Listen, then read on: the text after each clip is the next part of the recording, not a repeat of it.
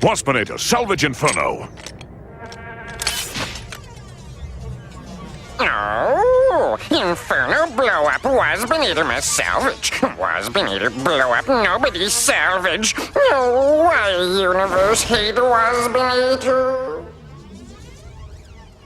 Welcome to the video review of Generations Waspinator, a figure long time coming. Waspinator is one of those characters that every kid loved, and has managed to survive the brutality against Beastie's test of time in the Transformers universe. And as such, has pulled off getting one of the best Beast figures to date in this newfangled, modern engineered marvel of molding. I never had intent of getting any of the previous Waspinators for their blatant flaws, but I do have Buzzsaw, and with a little imagination, I think he can stand in for the original. This new Beast, while obviously flawed with massive underkibble, vastly blows the original out of the water by succeeding in looking like a wasp and not a bee or a fly, and also by not having its wings pop off randomly. Greater accuracy led to an overhaul opportunity on the legs, which makes them thinner, but also more buggy. This adds crap onto the Wasp, but does get rid of those lousy rear legs of the original figure. Thinner legs means more proneness to breakage, but strangely they still support the weight of the Beast, contrary to what most arthropodic beast formers are capable of, though I wouldn't recommend displaying him like that for very long. On a side note, I'm not inclined to ever do a review of the original mold, but I like extending the back legs out to make it look more like a mud dauber. With some customizing and paint, I plan to rename this guy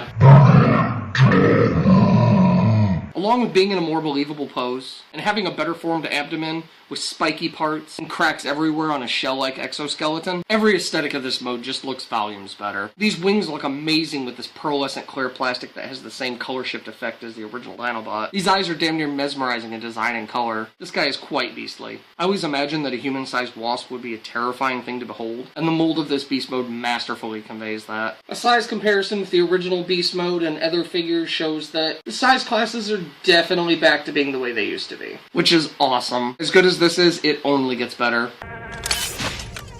The transformation is fun, but a bit tricky the other way, all capped off with a pleasantly simple beast head bifurcation automorph feature.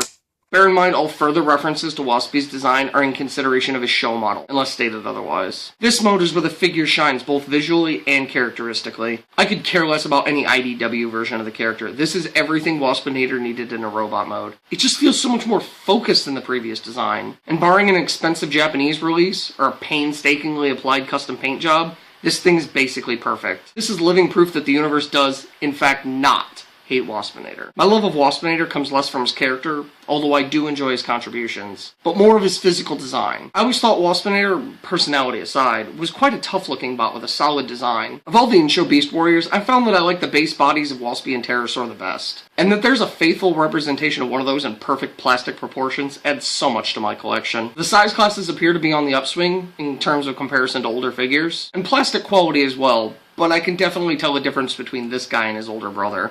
The swing-in joints of his shoulders were showing stress marks after the first transformation, and I worry about their longevity. I have to mention that while I was talking about the swinging shoulder joints earlier, as I was transforming this back to shoot the first part of the video, the shoulder actually broke. Oh no. Damn it! What does it say about the figure when it actually broke during its video review? It's in a really bad place, and I don't want to add glue to it for fear that it would actually make the problem worse. It'll probably be fine, but if it starts to break off more, then I'm going to have a real problem on my hands. I'm definitely going to be buying a second one of these because it really is just a great toy, but it's just sad. I guess he is even more insanely show accurate than I thought he was. Posability both surpasses and falls behind the original. His head is on a ball joint, and the wings are on ball joints and swing joints with no issue of falling out or breaking the socket. The wing swinging joints are nice, but the flapping gimmick means they don't stay in place. A problem easily remedied by show and accurate, but still awesome forearm beast legs. And I can't blame these legs for not reeling in like the show, especially since they have so much better movement than the original. The wrists rotate and the toes wiggle a little, enough for some stability, and the butt bustle abdomen swings away from the body for transformation, though it does lock in place. However, the bot legs on this figure fail hard, and I'm not totally sure why. Knee joints are hindered by what appears to be a need for better structure, and the copiously cacophonous layers of leg that I still struggle to wrap my head around. The hips are offenders as well, as crotch detailing hinders the painted portions of his inner thighs unless you rotate before you swing forward. In fact, on both accounts of hip and knee, the joints work much more effectively in the direction opposite of which they are meant to swing. The ball joint that connects the lower body to the pug abdomen is visible, but doesn't bother me and seems to be somewhat a throwback. In a similar sense, the Robo-Crotch has issues maintaining grip to the upper body, but everything else is snug as can be, or too snug. But to be honest, there was a little part of me that wanted this figure to have issues holding together, but being sturdy is good too, I guess. That's what I get for wishing. The change in the rear beast legs, and thus robot legs, does not really hurt this figure, even though it sacrifices beast mode accuracy, though I do miss the inner legs of the original. Quality issue, the yellow paint on the head seems to come off with little effort. And in terms of head sculpt, what were they even thinking with this original toy? I understand that the show came second, but seriously, what were they going for? I've been basically buying everything beastie lately, but this thing stands head and shoulders above all else in every possible way except height. Right down to a perfect head sculpt with deliciously gummy light piping of the same pearlescent plastic from the wings, pulls off the split beast head with precision, and offers an alternative for those who want Waspy to have a whole head and sweeping shoulders. Generations Waspinator even offers two types of gunnage in classic and extended barrel B-butt blaster. Not counting the minorest of missing details, Hasbro can check this one off as one they got right in spades. Generations Waspinator is a generous helping of well-deserved beastie attention that has been sorely needed. Made even more better when followed by releases of a size-accurate Rhinox with twin Doom guns, and a rat trap that just speaks for itself. Unless you hate Waspinator, and you no longer have an excuse, universe. This figure is a painfully obvious must for any TF collector. Rejoice, Beast Wars fans, for it is a newly glorious time to be a part of the fandom. So supporting these figures can only lock in having more in the future. So buy 'em. This has been the video review for Generations Waspinator, and thank you for watching.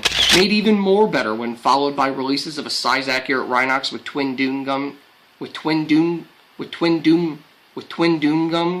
It's